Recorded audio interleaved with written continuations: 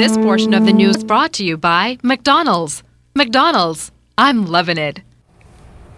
The Persons with Disabilities Equal Opportunities Bill is now being debated in the upper chamber of Parliament. Carla Palmer reports on this newest piece of legislation that is intended to remove all forms of discrimination against persons with disabilities. As senators spoke, it was clear that all agree that the Persons with Disabilities Equal Opportunities Bill should become law.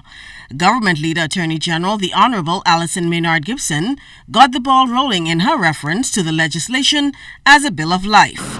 With the bill's passage will come the required retrofit of public and private buildings for access by the disabled. She outlined improvements that would have to be made within her authorized scope as Attorney General.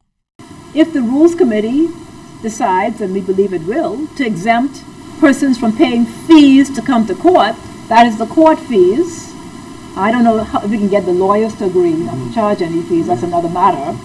But certainly the court, no court fees, that's something that we can control, no court fees. And also the Rules Committee can provide for persons with disabilities who attend court free sign language interpretation. They have to pay for it. In the same way that if anybody who speaks another language is entitled to an interpreter who can translate so they can understand, that's what justice is. We are applying this here as well. Free sign language interpretation, Braille services, and also physical guide assistance. Senate Opposition Leader, the Honorable Carl Bethel, offered advice to support the bill. If a person suffering from a disability or the family of a person afflicted with a disability has to purchase specialized equipment, let's say lifting for getting in or out of bathroom facilities or out of the resting facilities or the bed, and then needs of special harnesses and lifts, there's no customs exemption for them for these equipments or implements that they need to purchase. The debate continues. I'm Carla Palmer for ZNS Network News. Heart disease has been among the leading causes of death here in the Bahamas and in the region for years, and members of the Caribbean Cardiac Society are in the capital to educate members and practitioners in the region on the latest and most cutting-edge advances in cardiovascular science and medicine. The nation's leader, Prime Minister the Right Honorable Perry Christie, opened the 29th Caribbean Cardiology Conference Wednesday at the Atlantis Resort Paradise Island under the theme Innovative Solutions to Cardiovascular Challenges and the Caribbean.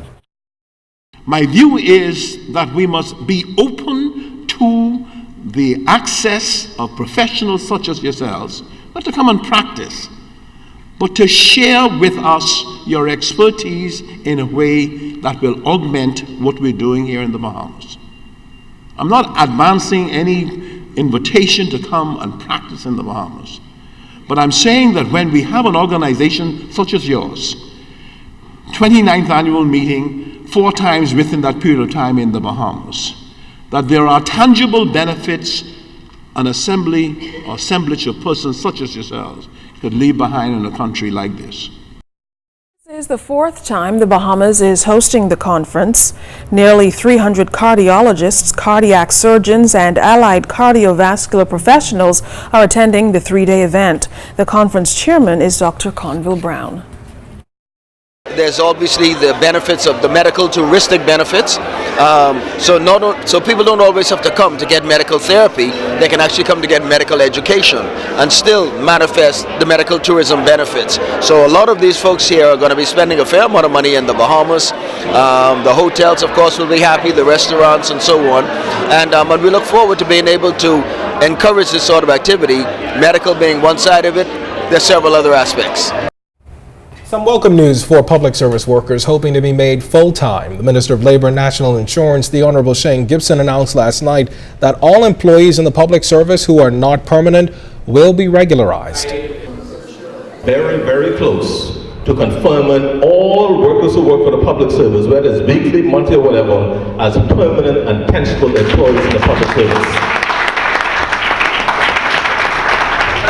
So all we have to do now is finalize the discussions with the president once he gets back, see if we can work out all the kinks, and once we can work out those few kinks, then we'll move ahead, and there'll be no more weekly, no more monthly. It will all be permanent and pensionable employees in the public service. Minister Gibson's announcement came during the opening of the Bahamas Communication and Public Officers Union 40th Annual Convention. A former president of the BCPOU, Gibson is no stranger to the hard-fought battles won by union leaders on behalf of workers' rights.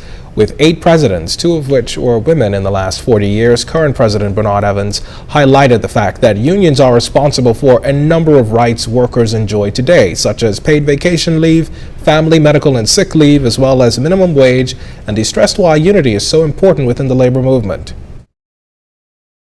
You've heard our CEO, particularly for BTC, what he's been saying on the air, that over 750 jobs are in jeopardy. This call for a paradigm shift in our thought process in the way we try to preserve and secure our jobs for our members and continue the benefits that they have. So we don't have time for small play and for small talk. We got to walk the walk and talk the talk. We got to shrug off of our shoulders when we get in the room whatever personal vendettas we have or whatever plans we have, evil plans or whatever it is we have. We got to check them at the door. All right, well, still to come, fast pitch action down in Eleuthera. We've got the details ahead in sports. You're watching the Bahamas Tonight.